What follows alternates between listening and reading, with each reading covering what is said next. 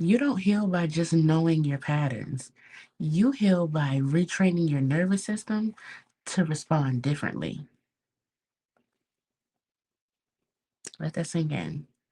And that looks like you know all the books, you done read all the books, you done listened to all the podcasts, and you still snap. You still be popping off. Okay, yeah, there's a disconnect there. You know your trauma, you can repeat your trauma, you know where your trauma came from, yet somehow you still let that person come back. You are having issues standing on business and holding your boundaries. Yeah, but this is not a place for shame. We just got to point it out. We got to put it on the table and see what we're working with. Okay? We got a lot of stuff up in the kitchen, but I got to see what ingredients we got so we can know what we about to make. All right? Listen, you can journal for years. I got journals. This is sitting on 2 journals, okay? It's some more journals right here. Like, there's a journal here, journal over there, journal for days, journal for years, and still not have enough perspective to react differently. Can know exactly what your problem is, articulate it very well, intellectualize it. But that still does not mean that you are healing. Yes, that's awareness. That's the first step. And we love to say that. But what about the rest of the stairs? In my last episode, I talked about it being a staircase. It is steps to this. It's the steps. And today we're going to go over how to break down those steps.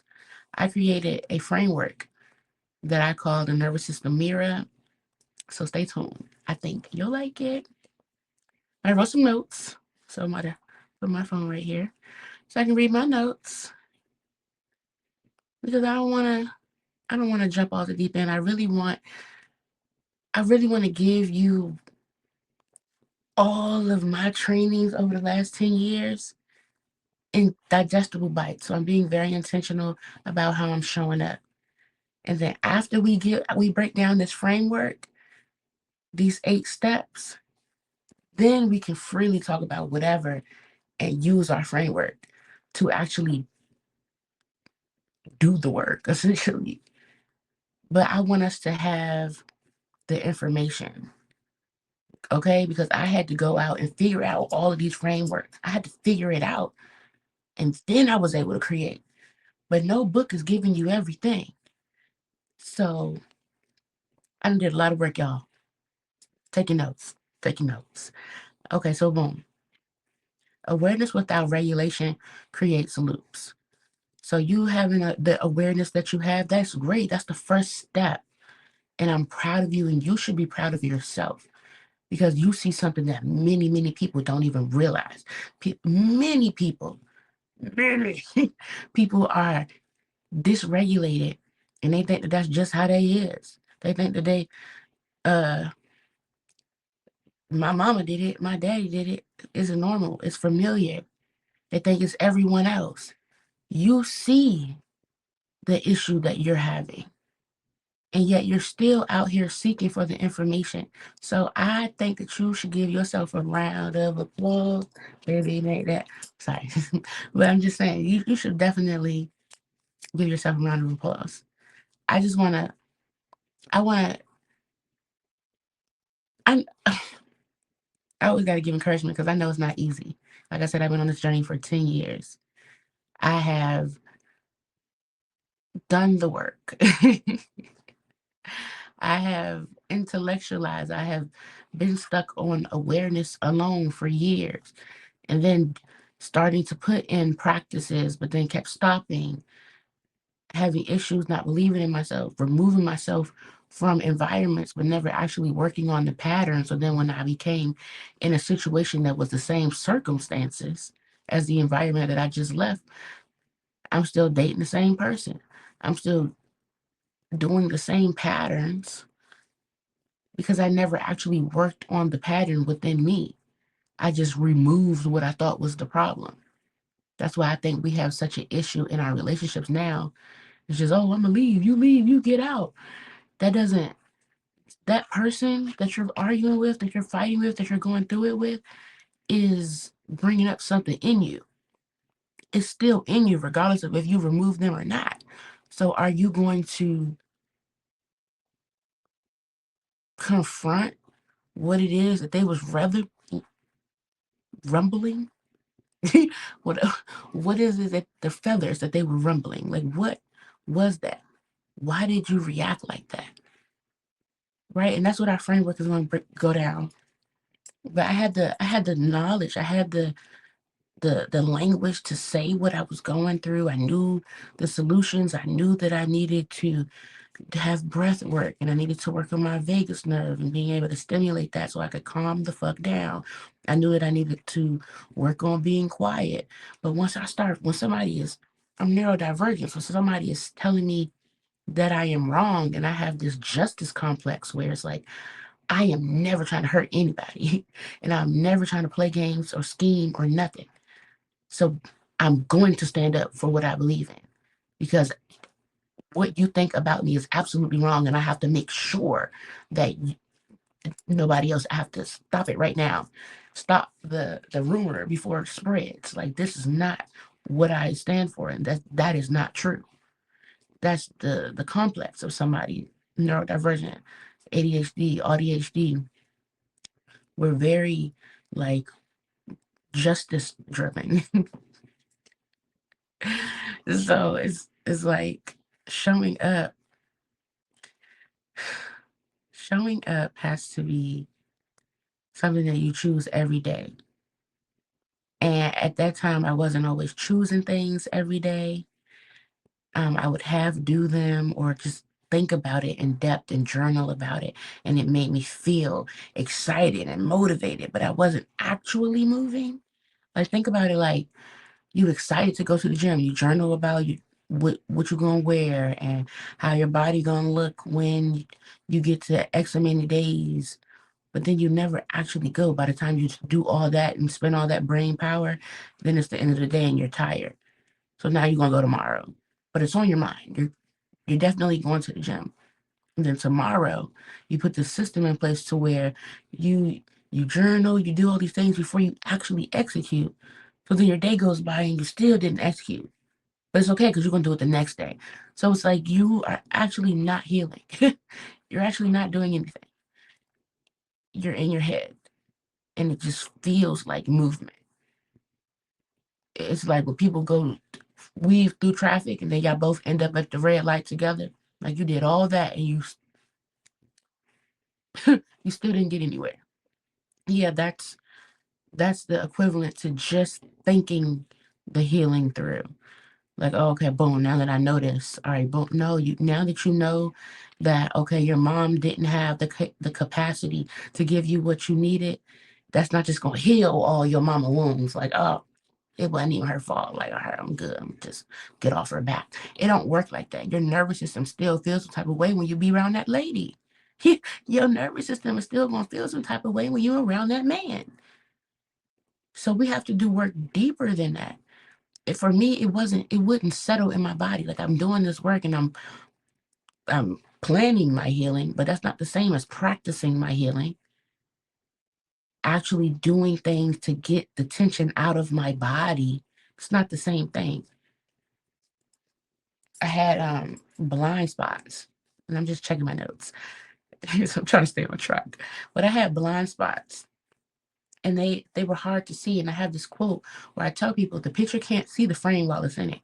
You can mean well, but intentions and actions are not the same thing. Clip that. Intentions and actions are not the same thing. So absolutely, you can mean to see all your blind spots, and you can mean to show up intentionally, and you can mean to be accountable and responsible for the things and your behaviors. But that's only if you think that they are indeed wrong, right? So what if you don't think that it's wrong because it's familiar to you? Talking to people any kind of way is familiar to you. You come from a family where it was a bunch of y'all. Y'all had to just get it out the mud. You had to close mouth, don't get fed. And wasn't nobody using manners. You just, hey, give me that. Like, but now you in the real world. Now you in corporate America. Now you're building something tangible with another person. They not like that. They need privacy. They need you to ask questions and wait for responses.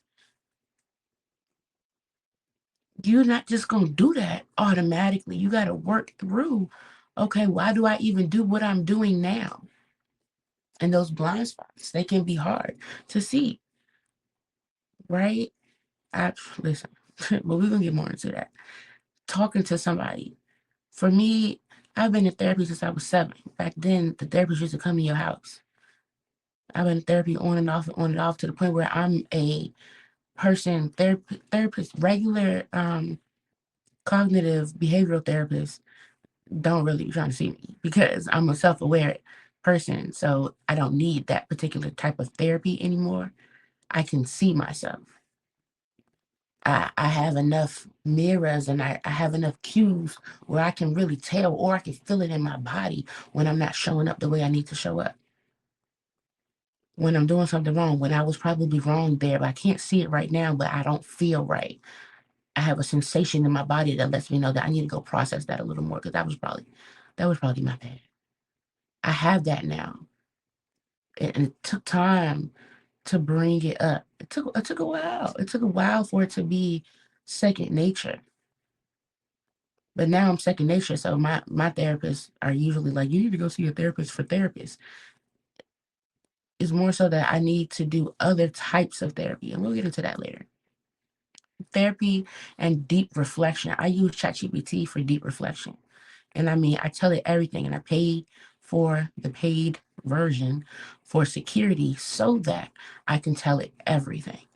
And I truly allow it to see what I'm thinking, where I'm at, what happened, how it made me feel, what it connects to. Like I truly give it quite a bit. And then I tell it to act as a psychoanalyst,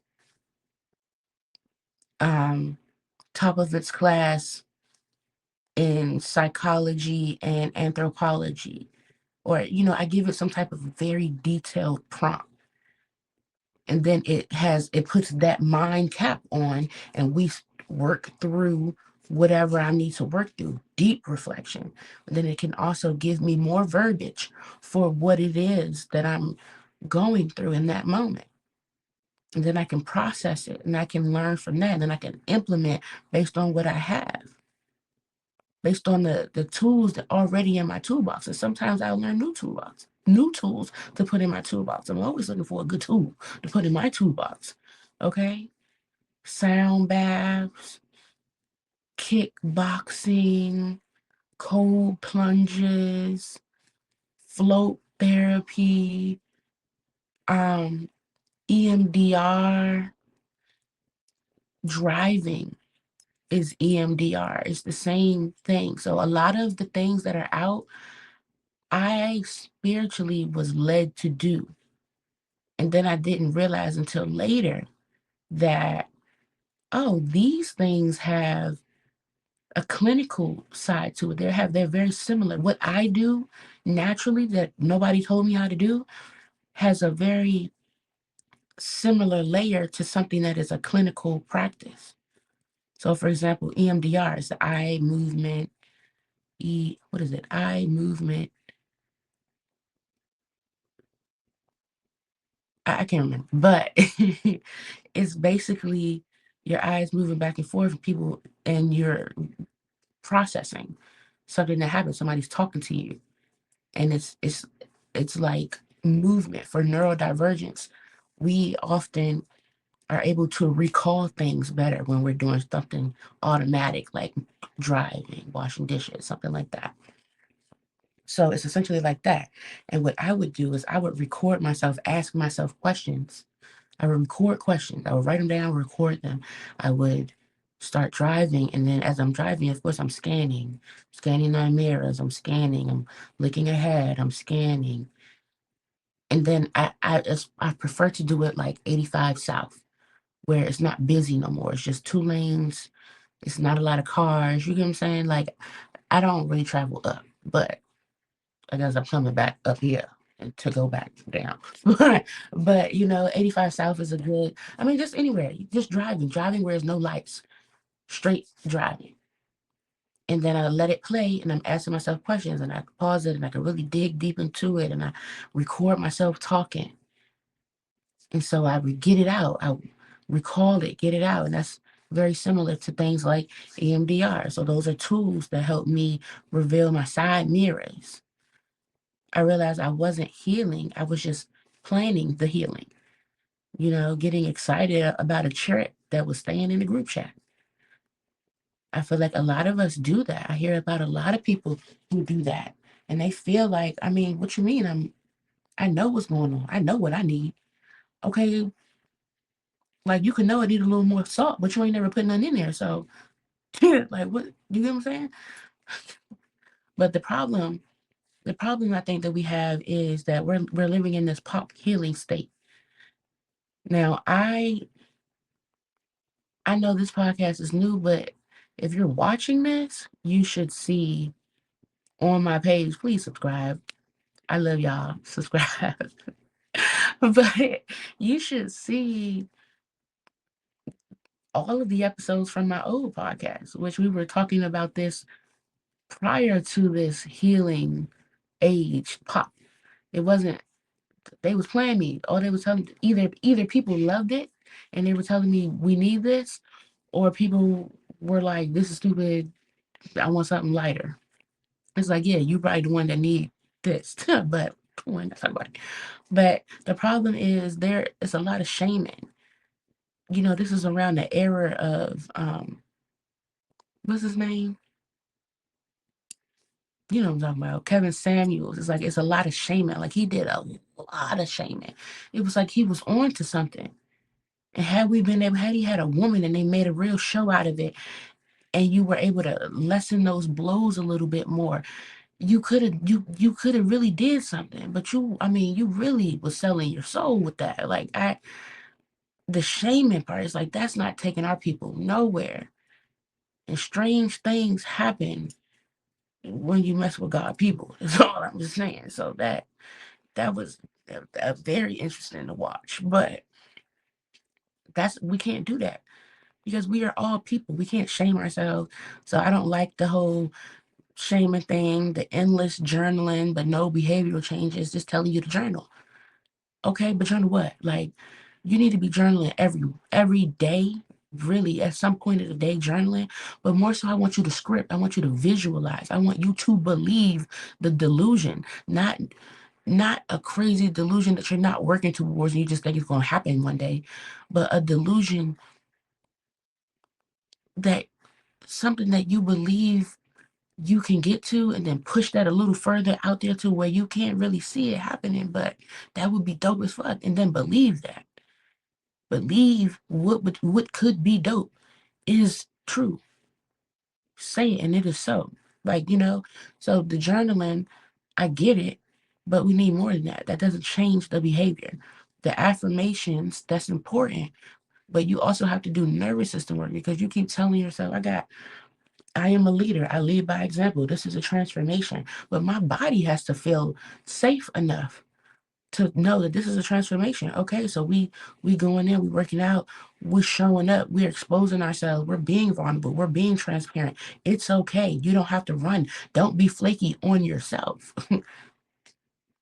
Don't be flaky on yourself. My nervous system, which I like to call Debo, has to see that and say, oh, okay, we are being safe. This is safe. We can continue. Right? Another one, my son is happy because I'm happy. I can say that every day, but if I'm not doing things to make myself feel joy, I can be walking around here saying it and be feeling miserable. It's like they're saying faith without works is dead. Like you have to do something. You have to move. You can't just say it and then wallow and then act like everything's supposed to change because you're saying your affirmations. No, it's more than that. The the secret didn't tell you about the nervous system work. It told you about the belief. And that is true, but you have to be able to chill your nervous system out so that you can truly create the life that you want. Okay? I've always wanted to just podcast in a swivel chair and just with my eyes closed, just talk to y'all because for as a nervous system as a neurodivergent person, I don't necessarily always want to look you in the face or be looking at myself in the camera or anything like that. I like to close my eyes when I'm talking so that I can recall because the words come up like captions in my mind. It's like movies and I have to put it into a word really fast. So it's like I really like to, I don't want to sit here and y'all be like, she tripping, is she blind? Like I, because I'm on camera, but I do just want to like sway, just eyes closed, just swinging or whatever Drake said. Like, but anyway, I just thought I'd put that disclaimer in there because I felt myself getting into a little bit of a, like a little bit of a stemming groove. But that's, if I hit this flow state, y'all getting top tier information. Top tier information. A lot of time we call things triggers. Everything is a trigger. You're triggering me. You're triggering me.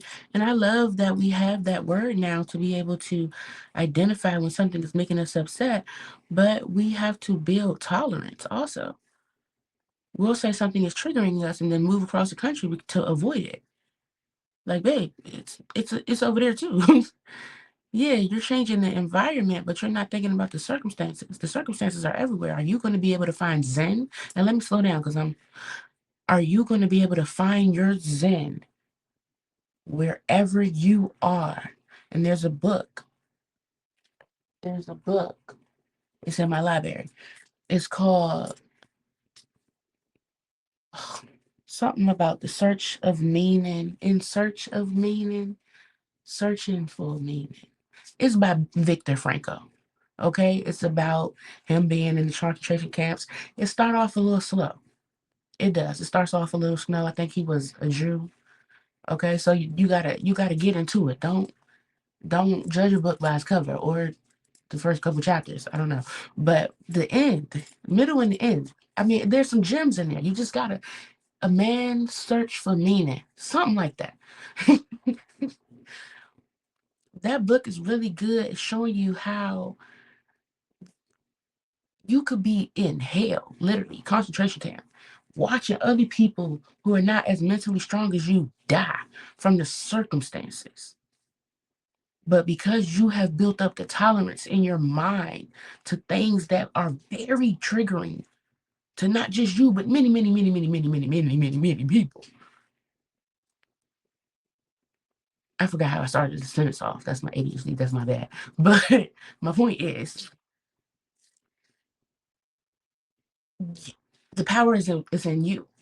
You have to build up the tolerance. The book shows you how he built up the tolerance and made it out of the concentration camp where many, many people did not. They succumbed to it. So it's just another book of something that is possible. Somebody's real testimony to something that is possible. Showing you that, okay, you don't always have to run away from the situation. Sometimes you and that person could actually be together. You both just have to work on the issues. You have to have patience and allow them to grow. They have to have patience and allow you to grow. Sometimes the issue is just that we are triggering each other and we need to build the tolerance by communicating first, the awareness, having uh the desire and the will is also a huge point of that. But that's just an example. And then, of course, consuming all the healing content. Everybody got a podcast, and Jay Shetty, and you watching this, and everybody telling you their framework and how they do it, and care, don't care, do this, boundaries, blah blah blah. Like Red Pill Nation, like they just is everybody's giving you what the fuck they think, and you don't know if these people have done the fucking work or not. Oh, it's millions of people, men who listen to Red Pill Nation bullshit. Red Pill Nation bullshit is usually by people who our charmers talk a good game, can't withhold and withstand without some type of dependency around them, but they call it a muse. But it's really that they need somebody to take care of them emotionally, to hold space for them emotionally 24/7 because they can't do it themselves. That's a whole different situation. But listen, there a lot of times this is people with mommy issues and daddy issues, and they're telling you that you matter more as a man, as a woman, whoever, as if we are not all people that all have um purposes. Like we fit together. Like nothing is but the content I have you thinking that it's like these are people who haven't done the work and you sitting there listening to it. People are listening to it and they believe this. Because some people just feel like, oh, if you are on the TV or if you are on this or if you have a lot of followers, then that means they must be valid. That does not mean that. There are so many celebrities who are not good people. There's so many police officers who are not good people. Right? And then there are ones that are. There are many good people that just happen to be police officers. There are many good people. J. Cole. J. Cole. J. J. J. Cole. Like the character that I really do what I say. Integrity. That's a real person. Real new. That's what a real person is. Somebody who actually shows up and does what they say they're going to do. When they say they're going to do it. Somebody who holds accountability, holds space, is accountable. These different things. That's important. Um, Let me look at my notes, child, because I'm trying to. Basically, what I'm saying is insight. Having all that insight without regulation doesn't stick without execution. We have to build up our systems and our structure. And I'm here to do that. I'm here to help you do that. This is something that I have been working on for years, especially as a neurodivergent person. It took years for me to tweak and get it right. Tweak and get it right. And so I hope that I can give you a little bit of shortcuts to help out.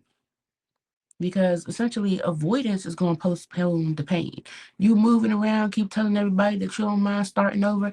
That's good and everything, but as you start over, are you starting over and you yourself have become better, or are you starting over because you couldn't get what you wanted, so now you want to go find somebody else that will lower their standards or lower their boundaries rather, so that you can have what you want? And this is not attack. I don't want to. This is, let's put it on the table and see if the shoe fits. Does it really not fit? Are you sure? Or is it a little tight and it's making you uncomfortable? Okay, because I guarantee that glass slipper was tight on Cinderella's foot. You know what I'm saying? It fit though. Environments don't always change. You have to, right? Some people just be like, oh, just stop talking to your mama. Just stop talking to, like, that's a person just like you a person. Some people are stuck in their ways and so deep, running so far from their trauma, they can't talk about it. But if you stay in close proximity, not go over all the time, but if you stay accessible, not fully accessible, but they can reach out to you and they start to be able to see that you are doing differently and showing up differently and acting differently, I promise you, I have seen it in my life. They will start wanting to do something different as well. Either they're going to hate and you change and you bougie and you da da da da. But we really kind of moved out of that stage now that healing is like pop healing now. So now they're gonna be like, what's she on? Let me see what she. Or they still gonna hate a little bit, see how long this lasts. But that's just people. That's okay. And if I'm being quite frank, it's very hard to do. it's, it's hard as fuck. Okay, but that leaves us to, all right, you've been telling me everything I'm doing that could be better, everything that I've done to make myself better. So what else? What else is there? Healing actually really requires effort. So let's talk about it. read my notes. Healing requires body work, behavior work, and environment work. Okay. That looks like somatic and nervous system practices, something that I love so much. But that's like shaking, like you'll see me swaying, that's somatic, or shaking. Sometimes people shake. You ever see somebody shaking their leg all the time when they're talking, they're uncomfortable? Stretching, yarning, EMDR therapy, like I said, driving, long distance driving where you're scanning and you can kind of step out of it's a difference between you driving and you have to be on alert, and then you driving and you're really able to just kind of decompress, zone out, and just be you in the road. Breath work, of course, we love a good box breathe, okay? Cold plunges, ice baths, something I just recently started doing. And it is quite literally a multi-layered solution. Another thing that I've done is um, vagus nerve stimulation. So just rubbing on my neck right here.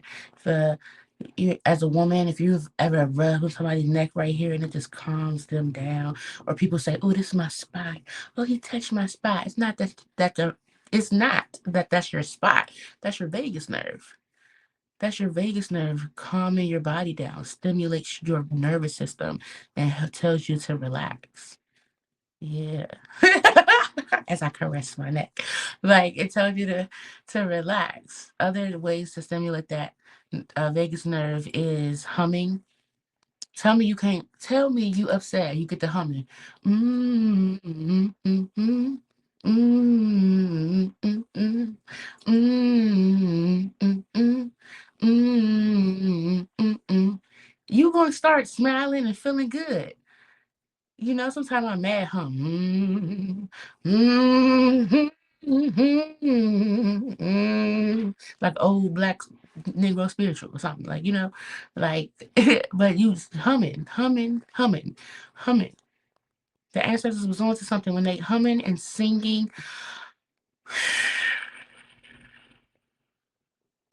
Long exhales. Okay, waiting to exhale. Yes, long exhales stimulate the vagus nerve. That's something that I do a lot. In our culture, in Black culture, um, a lot of times that was taken as disrespect. But in actuality, that is me trying to control myself.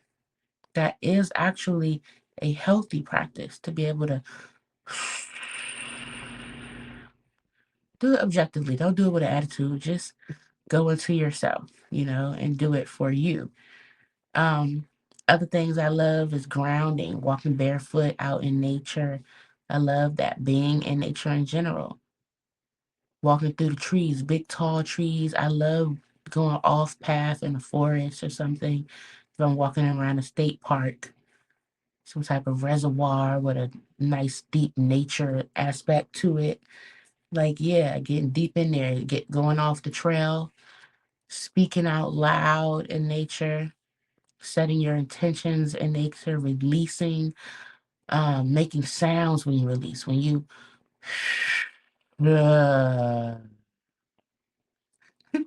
it makes sounds when you release. Um, those things help. Those things help you to reset. Those are practices for your nervous system, somatic practices. Um, like I said, driving, eye movement, bilateral stimulation, which is that eye movement, that driving, things that I used to do before I even had the language that I have now. Because like I said, my spirit is always leading me to try new things, to try something. I would wash my hands. Wash my hands.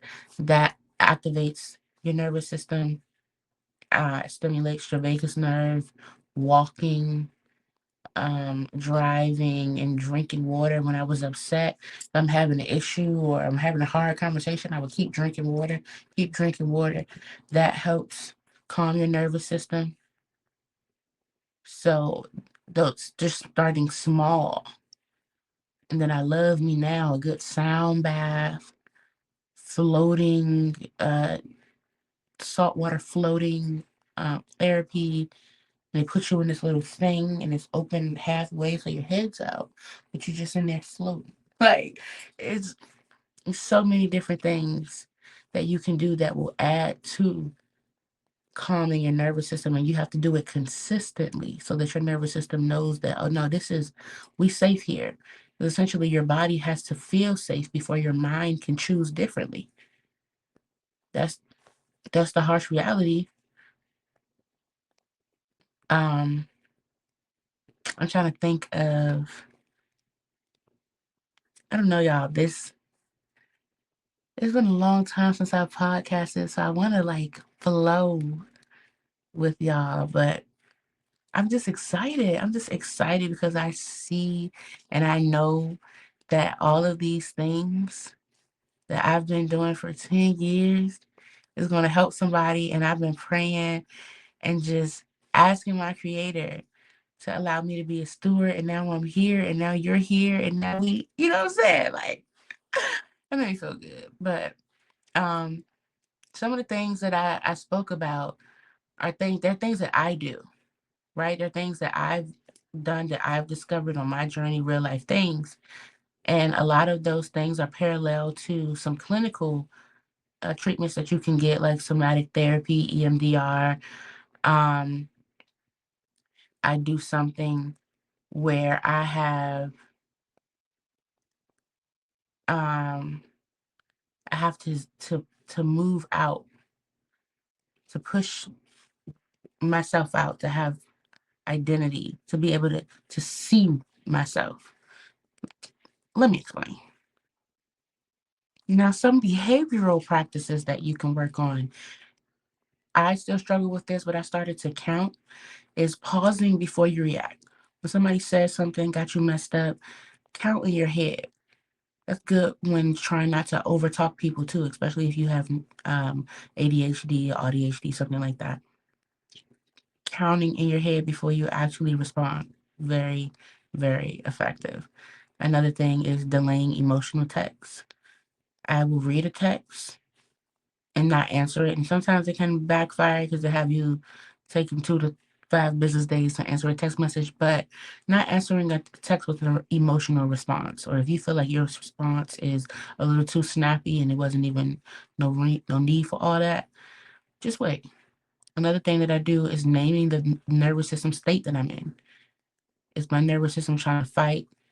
Like, my nervous system trying to protect me. Love her so much.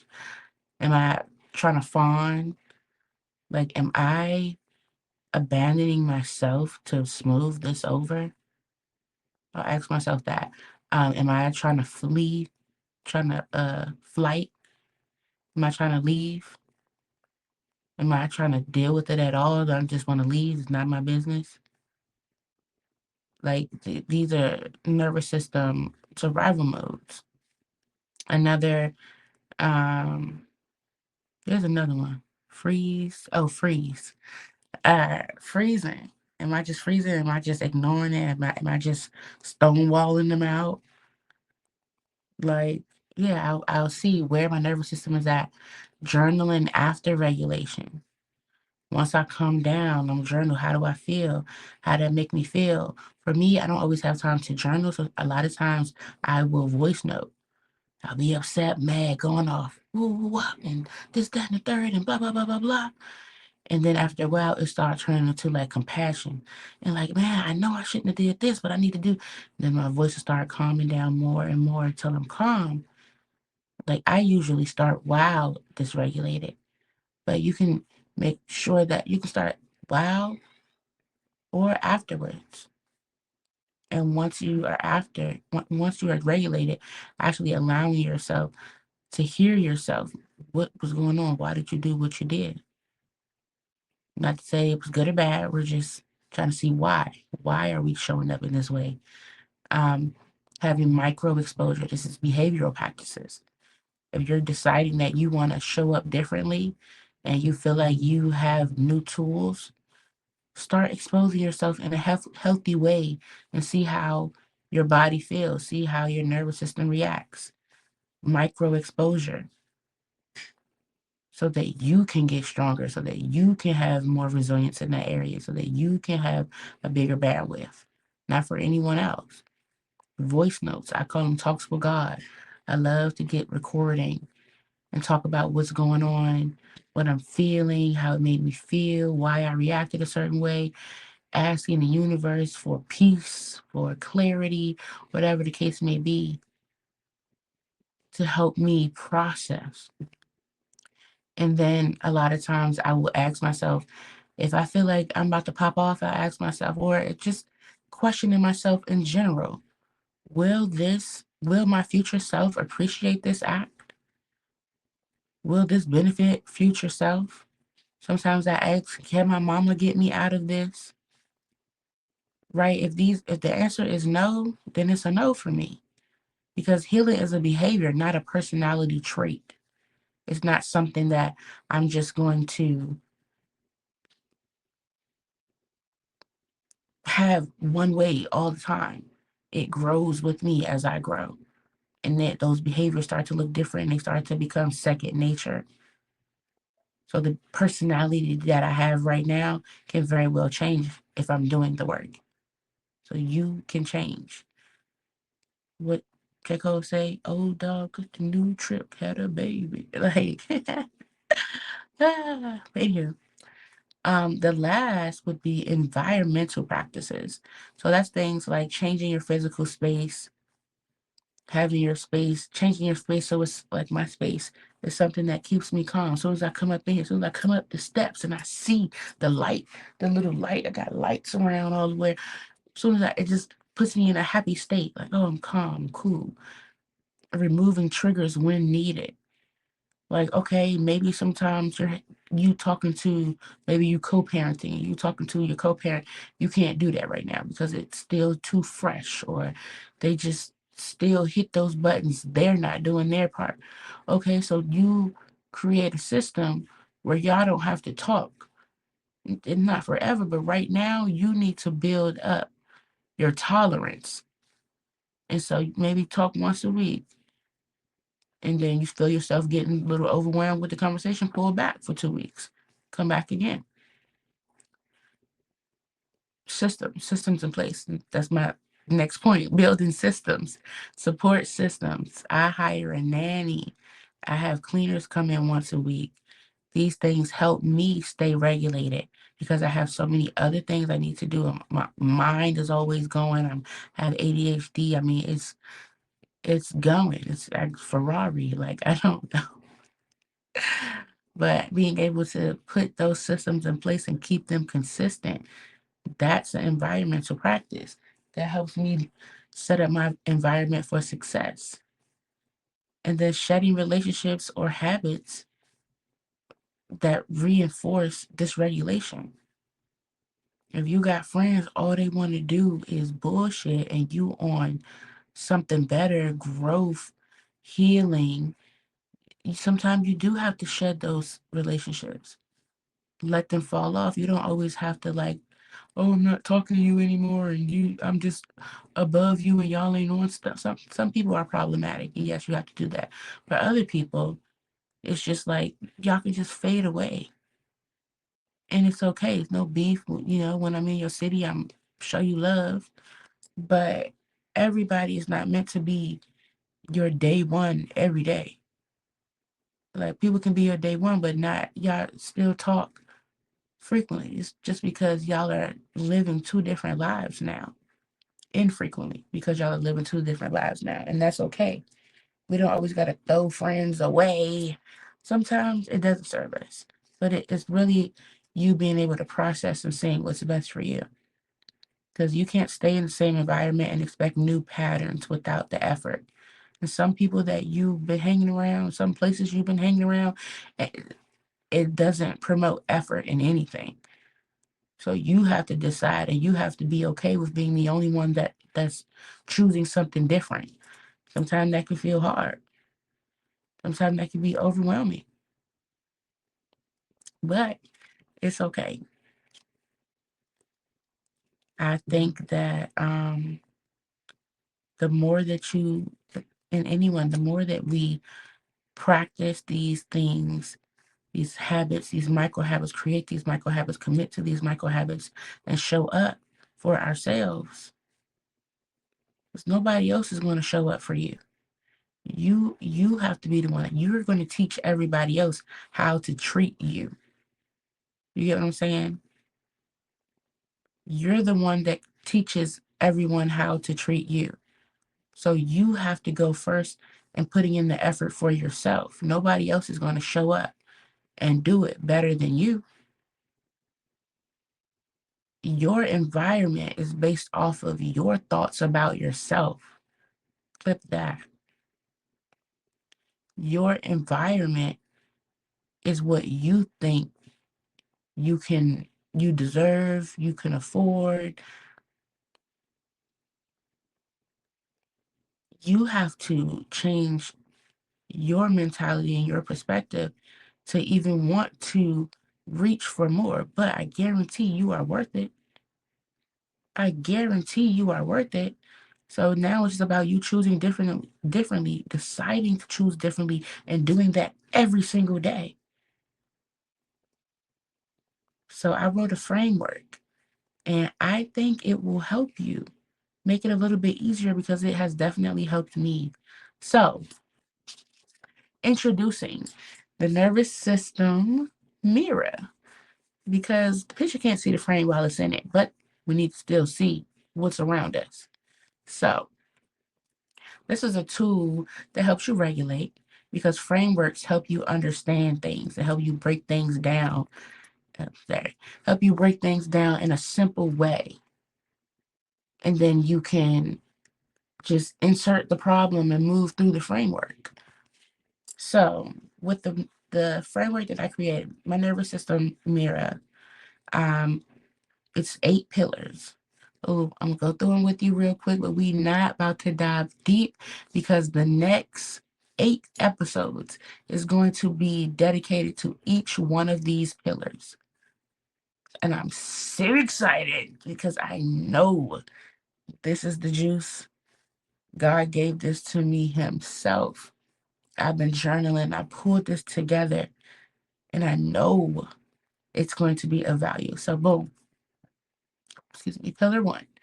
The automatic behavior. And that's what happened before you even had time to think. That's automatically what did you do when you got triggered. So we're setting the stage. Boom, you got triggered. Somebody did something and you got triggered. Now the ball is in your court. How are you handling the situation? Boom, first pillar, your automatic behavior. Second pillar, the initial why. That's the first explanation your mind gives of why you did what you did, why you think you did what you did. Because pillar 3 is the outdated belief. That's the internal story that once protected you, but no longer serves you. And so you keep trying to justify, but you have this underlining belief that's outdated and it's not true and it's not serving you any longer, but you're still acting off of it. And why is that? Pillar 4, because you have an open wound,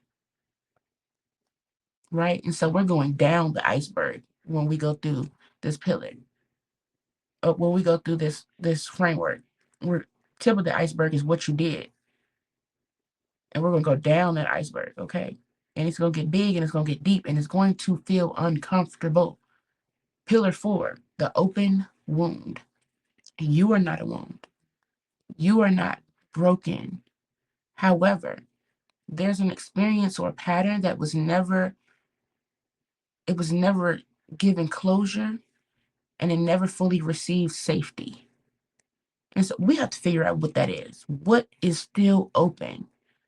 What is still open but is filmed over and it keeps tearing every time you get in circumstances? What is that? We have to figure that out. Then that'll lead us to how we can start to heal and truly move that energy. Starting with pillar 5, the somatic score, where the body holds the memory and the tension. And we need to figure out what we need to do, certain things that we can do to get that tension out, to remove that tension, to be better, to go further. Okay? That leads us to pillar 6, the dysregulated nervous system. That's the survival state, the survival response, active in the moment. What activated, which one of the survival responses was activated when you did what you did? We need to know that, because we need to know how you move, how your body moves. I know for me, I fight. I fawn a little bit. I don't flee too much. I'm not a fleer. I'm not really a freezer either. Okay, I'm either getting right to it, or I don't want to hear that shit. Let's just nip it in the bud right now. Like, it's okay, baby. You fuck that nigga Slim. You the motherfucking boss. Y'all don't know Slim Thug. Like, that's where I'm at with it. But then pillar 8 is the becoming. Identity shifts and sustained lifestyle changes. This is where we actually talk about how to put it all together and maintain the systems. How are we going to build the systems up that help us keep our nervous system regulated, maintain it. And then when we maintain it, our life is going to change. People are going to start to distance themselves, or we are going to have to distance ourselves from people. How do we maintain that? How do we deal with the fact that growth is uncomfortable because it's lonely at the top, because most people don't put in the effort? Most people stay familiar. They stay in proximity to what's familiar to them. Like most people don't ever move out of their hometown, their city. People don't really venture out. So you doing this brave thing that you're doing, we're going to have to talk about, we have to encompass the full, I don't know, scope of healing. Because not just knowing and understanding what you're doing, it's also being able to move that energy throughout your body, being able to identify yourself as something greater, and then being able to maintain and grow upon that.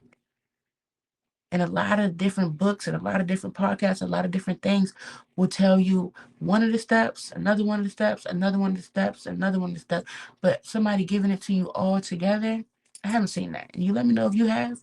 Maybe we could partner. But I haven't seen that. So I wanted to create that. And that is what my mission is all about. That's what you'll see across all of my brands, is that we embody, we talk about embodiment. I want my products to help people embody healing, embody identity, not just give you this part, but not that part, not you just having this and being on your own everywhere else. No, I want the full encompass, because I don't want any judging behavior. We're not judging, we're decoding ourselves so that we can choose differently on purpose. And that's so important to me. Now, when we talk about becoming an identity, lifestyle, that's, I want you to think about what your life would look like if nothing changed but your reactions, but your nervous system responses. When you think about that, like for example, being consistent, if I could keep my nervous system in order consistently, if you do that, you'll be more consistent. It won't be these intense moments of motivation. You will consistently, through up and down, through boring and exciting, show up as who you are. You would have emotional discipline and restraint, which means that you would probably have more money, because you would have restraint and not just buying to cope, whatever that looks like, whatever you're buying to cope with, whatever. It means that you would be giving grace to people, but you would be standing on your boundaries. You wouldn't just be enabling people, because you wouldn't have any abandonment wounds pulling you back to what's familiar. Your self-worth would be more intact. You would have more systems. and be more disciplined instead of waiting for motivation to tell you to go ahead and do it. Right? These are the things, these are the reasons why becoming is so important. This is what you could be. Changing your environment, not having to feel like you're not seen and not heard because you actually seek environments that truly pour into you. You know exactly what you want, so you go to the environments that's going to produce that energy instead of you just taking what you can get. You shed what no longer serves you and you don't feel bad about it because you live in the moment. You're not thinking about what could have been, what would have been if they just, you're not waiting on potential. You see things at face value. You allow people to tell you what and who they are. And you believe them. Okay. I'm not trying to convince you to be anything else. I don't know if y'all can hear that, but there's some cats. I love the cats, okay? I live in Baltimore. They keep anything else away. But sometimes they be having beef. And but anyway, daily regulation as lifestyle is like going to the gym, being able to sweat. That changes your nervous system state. Oh, we don't feel like it. We don't want to do it. Last thing on our list. But you being regulated, having a regulated nervous system means that you are actually the first thing on your list, and everything else pours from the cup that you fill up. Right? Like, don't you want that? You don't just become that. You have to put in the effort every day, compound that, and then you have to stay consistent to remain regulated and remain in that identity. So, this podcast is about actually doing the work. It's about actually having the practices and not just being performative. I'm not just here to talk. I want to see the change that I want. I want to be the change that I want to see, and I want to show up and talk about it regularly with no shame because I want everybody else to feel like they can do it too, and you can. The hell. But anyway, I'm giving homework. I'm giving homework, okay? Because if you have enough time to watch this podcast, you have enough time to do a little bit this week. And we're going to show up every Thursday. And we're going to talk about things every Thursday. And every 13 episode is going to be a live podcast where you can join in wherever you're listening. I mean, probably not wherever you're listening. You probably going to have to come on YouTube or Facebook or something. But wherever you're, watching, come and we're going to be live. Episode 13, every 13th episode. So let's do the work and let's see where we are in 13 weeks. Can we make that deal? All right, so tangible actions that you can do. What I'm working on. For me, what I'm working on could be things like catching my nervous system, so catching my reaction sooner. If you know that you wow out, people have you messed up all the time, this week you could be working on catching your reaction sooner. Just naming your nervous system state. Oh man, I think I'm in flight. Okay, I think I'm in fawn. All right, I think I'm probably in freeze. Or afterwards. It took me time. Now I can, in real time, heal. In the moment, I can stop and see myself. But it wasn't always that way. So you can still trip, go off, whatever. Evaluate quicker, come back to it faster, right? And then what you can try, one vagus nerve practice. Rewind this, go back, listen to the vagus nerve practices that I listed. Do something, wash your hands, start to drink water, massage your neck, okay? And see how that makes you feel. Comment in the next episode. I want to see you in the next episode. Document one reaction without fixing it.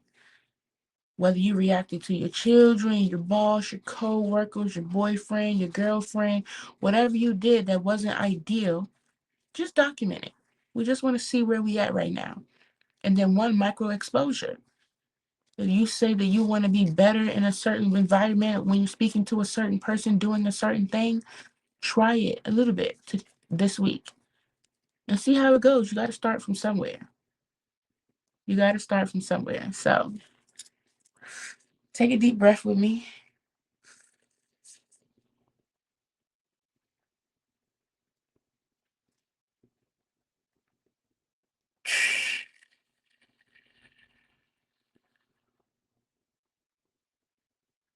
All right, blow that out, because that was a lot. But I'm so glad you made it to the end. This is about you. This is about us. This is about where we will be in a month, 3 months, 6 months, a year from now, if we continue the practice and stay consistent.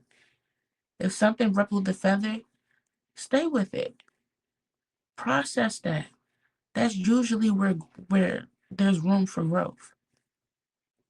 Okay? Give yourself permission to see the other side of that coin. Give yourself permission to look at that. Okay? Now, this content is strictly educational, research purposes and my perspective only. I am not a doctor, nor am I diagnosing or replacing therapy. Do your work. Reach out to people who can help. And eventually I will bring more therapists on so that we can have conversations and get even more practices. But for now, if you're on my YouTube, scroll down and look at some of my videos that are already with some licensed therapists that give you some really good information. But we are just going to go deeper, okay? Because we're healing in real time. Healing is a behavior, not a mindset. We have to put in the effort. We're not fixing ourselves. We're fixing our nervous systems. We are retraining our nervous systems so that we can choose differently and show up differently. Okay? This is peace. This is healing in real time. And I'm your host, Tori. Peace and healing, y'all. Catch you on the next episode, where next week we are definitely talking about the very first episode. The very first pillar episode. Next week, episode 4, stay tuned because we will be talking about how to actually see that automatic behavior, separate that behavior from our identity. I'll give you different practices. We're going to build up our awareness muscle. So I hope to check you in the next one and comment below what you're working on this week. Tell me how it goes in the next episode. Peace and healing, y'all. I'm out.